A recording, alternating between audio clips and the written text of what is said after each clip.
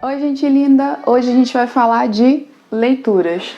Eu vou falar para vocês do Diário de Anne Frank, que eu terminei de ler aí pouco antes de começar a quarentena, nessas indas e vindas aí de transporte público, e que tem disponível em várias editoras, são várias edições aí que foram publicadas em várias línguas. Tem disponível em EPUB, que foi o formato que eu li através do app da Kindle da Amazon. A Anne, ela nasceu em 1929 em Frankfurt, na Alemanha, só que em 1934, com o crescimento do nazismo na Alemanha, o pai resolveu tirar toda a família da Alemanha e eles se mudaram para Holanda, para Amsterdã. O pai, o Otto, ele foi um oficial condecorado do exército alemão na Primeira Guerra Mundial. Depois disso, ele foi diretor de algumas empresas na Alemanha e na Holanda. O contexto histórico que eu estou falando aqui para vocês é o contexto do Holocausto, é o contexto do nazismo, a questão da ideia de uma raça ariana e a perseguição de Hitler pelos judeus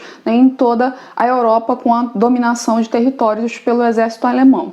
A Anne vai ganhar um caderno do pai dela, um diário, em junho de 1942, no aniversário dela de 13 anos, e vai começar a contar essa diferenciação no início do tratamento dos judeus, que viviam ali em Amsterdã, a partir de 1940, com a tomada do exército alemão do território da Holanda. Os judeus tinham restrição de horário para andar pela cidade, de como andar pela cidade, de compra de comida, de roupa, inclusive de escolas. A Anne e a Margot, a irmã dela, mais velha, foram transferidas de escola, da escola montessoriana, que era uma escola mista, para uma escola exclusivamente para judeus, o Liceu Israelita. Ela vai escrever esse diário em formato de cartas para uma amiga imaginária chamada Kitty e vai começar contando a vida cotidiana dela, o dia a dia do cotidiano de um adolescente, e também essas transformações com o tempo que vão passando aí no tratamento em relação aos judeus, no momento que o exército alemão toma a cidade de Amsterdã. Ainda em 1942, a família Frank recebe uma carta de convocação do exército alemão e a princípio a Anne fica muito nervosa achando que é uma convocação para os pais dela, mas depois eles descobrem que é uma convocação para a irmã mais velha, Margot, para trabalho em um dos campos de concentração. E é então que o pai dela resolve que eles precisam se esconder. Então eles saem às pressas de casa, deixam tudo desarrumado, mas o Otto já vinha organizando um esconderijo para eles, para a família, num dos prédios de uma das empresas que eles eram sócios, que é o chamado Anexo Secreto. Então, eles saem com várias roupas, com a Anne fala 3 roupas, 3 calcinhas, 3 vestidos, por cima, para que a polícia não percebesse, a Gestapo não percebesse que eles estavam saindo, ou que eles estavam fugindo, ou que eles estavam indo se esconder em outro lugar. Então, a ideia de deixar a casa bagunçada era justamente deixar essa ideia de que eles tinham fugido. Dependiam da ajuda de alguns poucos funcionários da empresa que sabiam do esconderijo deles ali dentro do edifício e que estavam se arriscando ali também a serem presos e a execução sumária se a Gestapo descobrisse que eles estavam ajudando judeus. E do mercado negro de cartões de racionamento de comida, porque chegou um ponto de racionamento de comida em toda a cidade. A polícia, a Gestapo, junto com o exército alemão, ela realizava batidas frequentes em lugares que eram denunciados e também controlava esses cartões de comida, esse racionamento de comida, para ver se não tinham judeus escondidos nesses locais com essas famílias de cidadãos holandeses. Junto com a família Frank ficaram escondidos também 3 membros da família Van Damme, August, Hermann e Peter, e também o dentista Fritz Pfeffer, que era chamado de do céu, e que dividia quarto com ela. Eles viveram no anexo secreto até o dia 4 de agosto de 1944, quando foram descobertos pela polícia da Gestapo numa batida com um informante anônimo. 22 de maio de 1944. Ficamos horrorizados ao saber que mudou a atitude de muita gente a respeito de nós, judeus. Ouvimos dizer que o antissemitismo existe agora em rodas onde jamais haviam pensado em tal coisa. Essa notícia nos abalou profundamente. O livro é um relato dolorido de amadurecimento no período do Holocausto, né? Você vai perceber a Anne amadurecendo muito rápido de pré-adolescente para adolescente, né? Vai da futilidade das paixões, vestidos e diferenças que ela tinha ali, de relatos, das diferenças que ela tinha com a mãe e com a irmã, e um olhar crítico, mais apurado que ela vai ganhando, e também em relação aos acontecimentos ao redor dela, dentro e fora do esconderijo, né, das privações. 24 de dezembro de 1943. Sei apenas que senti uma vontade enorme de me divertir à beça e até a minha barriga doer, nem que fosse uma só vez. Quando chega alguém lá de fora, com as roupas batidas pelo vento e o rosto gelado, minha vontade é esconder a cabeça nos cobertores para não pensar quando nos concederão o privilégio de respirar o ar fresco. 8 de novembro de 1943. Não consigo imaginar que o mundo se torne normal para nós de novo. Muitas vezes falo em depois da guerra, mas acho que isso é castelo no ar, coisa que jamais acontecerá na realidade. Se penso em nossa antiga casa, em minhas amigas, nas brincadeiras da escola, é como se outra pessoa tivesse vivido aquela vida, não eu. E vivendo também, na medida do possível, a esperança e essa relação com o primeiro amor que ela vai ter com o Peter. 28 de abril de 1944. Ele veio para junto de mim. Atirei os braços à volta de seu pescoço. Beijei-lhe a face direita e ia beijar-lhe a outra face quando nossos lábios se encontraram e nós os apertamos. A Anne vai passar a maior parte do seu tempo estudando, lendo, na esperança de que ela retornasse à escola normalmente, pelo menos até o final do ano, a princípio, quando eles foram logo para o esconderijo em 1942, e inclusive ela vai estudar sobre o Brasil também. Então a Anne vai desenvolvendo no diário esses problemas de relacionamento, de convivência que eles vão ter ali no cotidiano entre os habitantes ali do anexo secreto. A questão de não poder fazer barulho ou usar o banheiro em determinados momentos, né, em determinados horários do dia, para que as pessoas não percebessem que haviam pessoas ali dentro. Os ladrões que entraram 2 vezes ali dentro do edifício, do prédio da empresa, para saquear, né, por conta da frequente escassez de alimento em Amsterdã. E também ela vai falar dos bombardeios que aconteciam ali, tanto em cidades vizinhas de Amsterdã que pareciam que estavam acontecendo ali em Amsterdã, quanto nos arredores da cidade de Amsterdã, e a sensação de que eles poderiam morrer soterrados dentro de casa por conta de algum ataque aéreo, e também nas notícias que eles ouviam no rádio, exército dos aliados, né, da Inglaterra, na retomada dos territórios dominados pelo exército alemão. 29 de março de 1944. No domingo passado, por exemplo, quando 350 aviões ingleses deixaram cair cerca de 500 mil de quilos de bombas em Lumiden, as casas tremeram como folhas ao vento, e quem sabe quantas epidemias graçam agora por lá. Você nada sabe a respeito e eu teria que escrever o dia todo se quisesse contar tudo com detalhes. As pessoas têm que fazer filas para comprar verduras e tudo mais. Os médicos não podem mais visitar os doentes, pois mal saem de seus carros, estes são roubados no mesmo momento.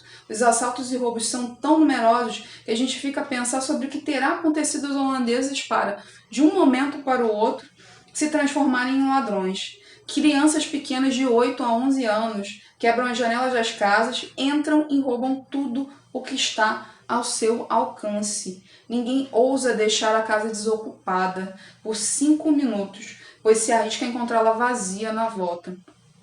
Todos os dias aparecem anúncios nos jornais oferecendo recompensas pela devolução de máquinas de escrever, tapetes persas, relógios elétricos, etc. Arrebentam os relógios elétricos das ruas, despedaçam os telefones públicos até que nada reste. O moral da população não pode estar mais alto, uma vez que as rações semanais não chegam a durar 2 dias, a não ser o sucedâneo do café.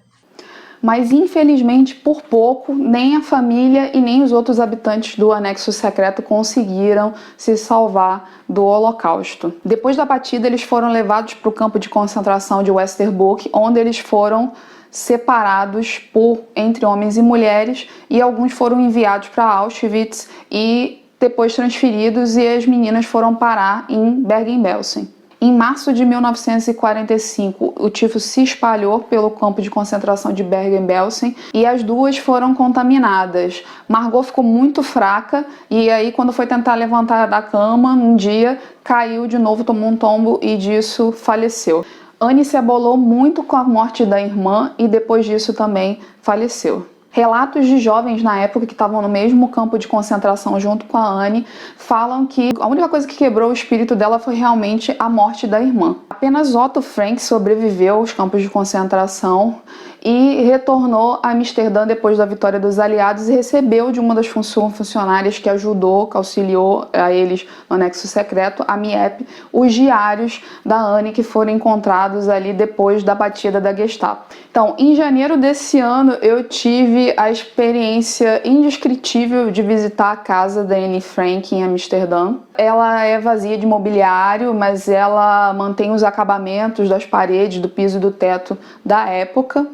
E a gente vai passando pelos cômodos, pelos ambientes do prédio e dentro do anexo secreto também, e vai percebendo, ouvindo as histórias que se passaram por ali, né, o porquê que aquela edificação ali importa tanto, né? E a memória que aquele espaço carrega. Eu chorei, me emocionei, né, quando eu subi as escadas em fila ali do anexo secreto, né, aquelas escadas apertadas, e no momento também que eu me coloquei ali embaixo da janela que tinha ali perto do quarto do Peter, né, da mansarda, onde eles tomavam sol e olhavam para o céu, olhavam para fora. A história da Anne e dos outros 7 que ficaram ali confinados naquele anexo secreto, elas estão ali impregnadas em todas as paredes do lugar. No final da visita você tem acesso a um display simples, que você vai olhar e vai ter todos os diários da Anne em exposição. E você pode ver também alguns documentos que conseguiram resgatar. O registro da Anne e da Margot no Liceu Israelita, que estão expostos lá também nesse último espaço. Dia 3 de abril desse ano, fizeram 84 anos da primeira publicação de um artigo no jornal holandês com trechos, né, desse diário da Anne, que foi intitulado A Voz de uma Criança. E seguiu-se a sua publicação, né, na íntegra em 1947. Com o seu último relato, em 1º de agosto de 1944, a voz de uma menina que tinha se transformado em mulher tinha se calado, que queria se tornar jornalista, que tinha visões de mundo muito avançadas e fora de padrões ali, um pouco para o comportamento da época. A Anne pensava na publicação desse diário já para o fim do período que eles estavam lá dentro do anexo secreto, e ela reescreveu esses diários e foi fazendo edições. Ela tinha realmente interesse em seguir a carreira jornalística, pensando em publicar esses diários num futuro que não lhe foi dado, não lhe foi possível. Mas a sua voz ecoa até os dias de hoje e é de extrema relevância para o mundo compreender os horrores do Holocausto. 3 de maio de 1944. Você bem pode imaginar que não são poucas as vezes que nos perguntamos desesperados: de que adianta essa guerra? Por que não se pode viver em comum e em paz? Para que essa destruição?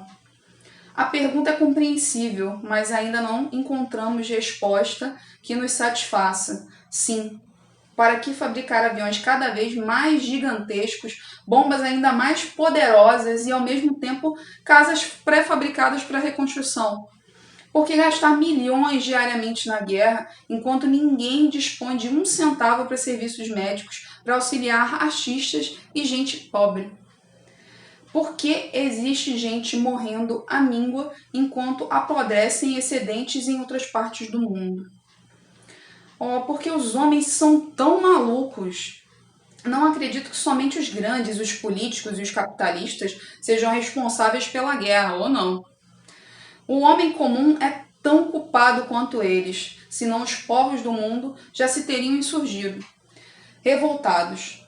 Simplesmente existe nas criaturas uma verdadeira sanha de destruir, de matar, assassinar, e até que a humanidade inteira sofra uma grande transformação, explodirão novas guerras e tudo que foi construído, cultivado e plantado novamente será destruído e desfigurado. Aí então a humanidade terá que recomeçar tudo outra vez. Eu acredito que muitas dessas reflexões que a Anne vai fazendo no diário, elas ainda cabem para o mundo que a gente vive, infelizmente. Os Senhores da Guerra, citando aí a música do Legião Urbana de 1980, que falava da Guerra Fria, a corrida armamentista entre União Soviética e Estados Unidos, continuam alimentando esses inimigos invisíveis e essas guerras que são rentáveis para os grandes capitais. Então, quando eu terminei esse livro todo, ficou muito na minha cabeça na visita que eu fiz à casa da Anne Frank também, essa música, a canção dos Senhores da Guerra, e principalmente a frase, né, que um dos versos que o Renato Russo fala: o Senhor da Guerra não gosta de crianças. Então é isso, gente, esse foi o vídeo de hoje, e a gente também tá dando dicas aí durante a quarentena de livros e de séries e de filmes que a gente tá assistindo também. É só seguir os nossos Instagrams, @LeticiaLViana e @EricCodara, tá bom? Beijo pra vocês e até o próximo vídeo.